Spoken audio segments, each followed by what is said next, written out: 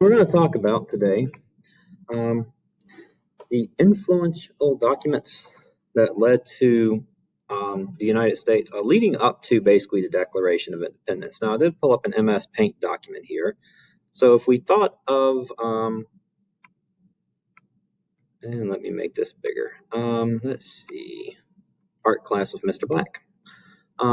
So if you think of power as being like a continuum of sorts, where over here we have people, and over here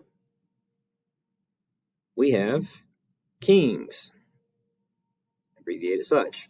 If you go back 1,000 years, all power was over here, no power is over here. And as we go along, little chips in the armor are going to start falling and more towards the people, away from kings. And so we'll revisit this idea in a second.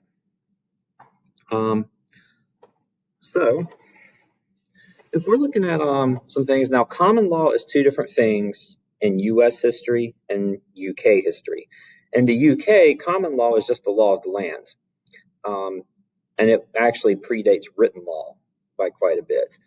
In the U.S., we take common law as being set by custom or precedent as in court, whereas in the U.K., it's probably going to be more associated with customs than anything. So this would be a tradition set by a court ruling that's then followed in the future. Desegregating schools, for instance, started as a court decision, and then further decisions building on that. Swan versus Mecklenburg, built on Brown versus Board. It was using court precedent. Gay marriage in the United States actually starts with Albertville versus Hodges, and in cases going forward, we're able to reference that as a court precedent, setting a basis for legalizing same-sex marriage. Now, this is where, if I can, I'll close out in a second, but the Magna Carta, so 1215, King John, and basically the lords and nobles and the such of England are tired of King John's crap. And King John ends up with a decision where he has to decide, do I want to live and be king and give up a little bit of power or die? And he chooses to live.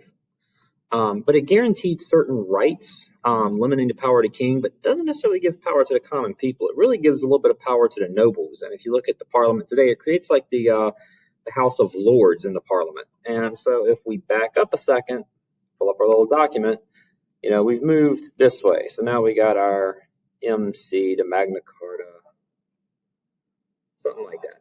There you go. So it starts developing a legislature and a parliament, which had to meet, I want to say, once every 2 years. It establishes some rights for merchants and officials. It establishes, for instance, the right that the king cannot put someone in jail, for instance, without a jury, a trial of sorts. And so it starts developing a little bit of the foundations of the rights that end up being written into the United States. If we advance further, by the time we get to Jamestown, the Virginia House of Burgesses, they actually just had the 400th anniversary meeting of this about a year ago now, I guess. But at the original site in Jamestown, Trump came to visit, and you can look up pictures of this. It was the 400th anniversary, and the Virginia State Legislature held its meeting at the original site where the first legislature was held in 1619. And held another meeting there, and quite a few dignitaries came to visit and check it all out. And it forms the idea of representative government in the United States is the key. It is the first, and now Virginia calls it, it's the House of Delegates, I'm pretty sure, not the House of Burgesses anymore. A year later, the Mayflower shows up, and so they start establishing certain compacts and rules that, they have no king in America. There is no one to make the decisions for you in England. The king tells you what to do, right? If there's a problem, the king, or by this point, Parliament to some degree, starts fixing it. So what we're starting to see in America is a tradition where there is no royalty here. Whereas Europe had hundreds and even 1,000 years of tradition of royalty. And these royal families, America doesn't have that. The families that come over here are not rich. They're not,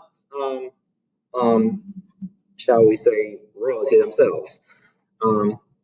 So decisions that would take months to come back, we just don't want to worry about that. So we made agreements on how we would establish laws, and the tradition was in America, we're moving in a representative democracy. In this case, it's a smaller group, and they're starting to move towards actually more direct democracy, but we're starting to see directions made towards self-government here. If you ever want to look up what happened to the Mayflower, put Mayflower barn in a Google search. You'll find something pretty interesting.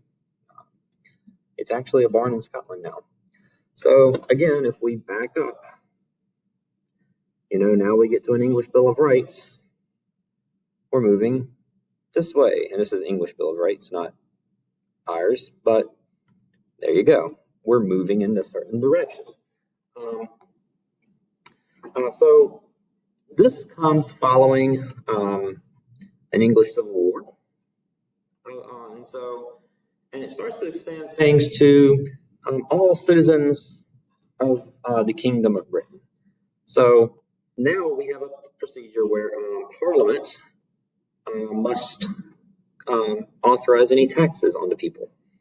And the problem with Parliament for America is not necessarily that Parliament can set taxes, is that the Americans get no say in Parliament. This is where the saying "no taxation without representation" starts getting its roots. The thing is, if you live in Britain, you get to vote for the people who set your taxes. If you live in America, they just set your taxes, and you don't get to say anything about it. It also lists off rights, among them mostly rights for Protestants. For instance, there is a right to bear arms in England for Protestants.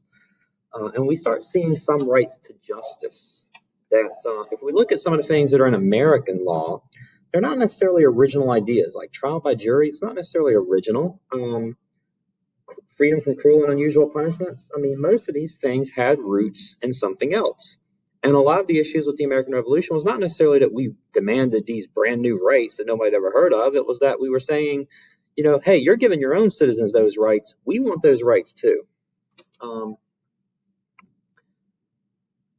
that had followed, if you look at the timeline, it actually should follow this incident where we start to see, if we go back to that timeline, I'm not going to do it again, but on that timeline, power has now moved firmly more to the side of people now, away from the king. And it continues that transfer until we get to the point today that the royalty is basically something you wake up very early in the morning to watch their weddings on occasion, and the queen has a little wave, the royal wave. And that shows a transfer away from kings. And so by the time we get to America, we don't want kings. Just to throw this one out, it was seen as a little bit of a model for what ends up being the U.S. Constitution. But the first written constitution in America was the Fundamental Orders of Connecticut, and was the first that set a precedent for the rest of us, at least. And that'll do it. Thank you for watching.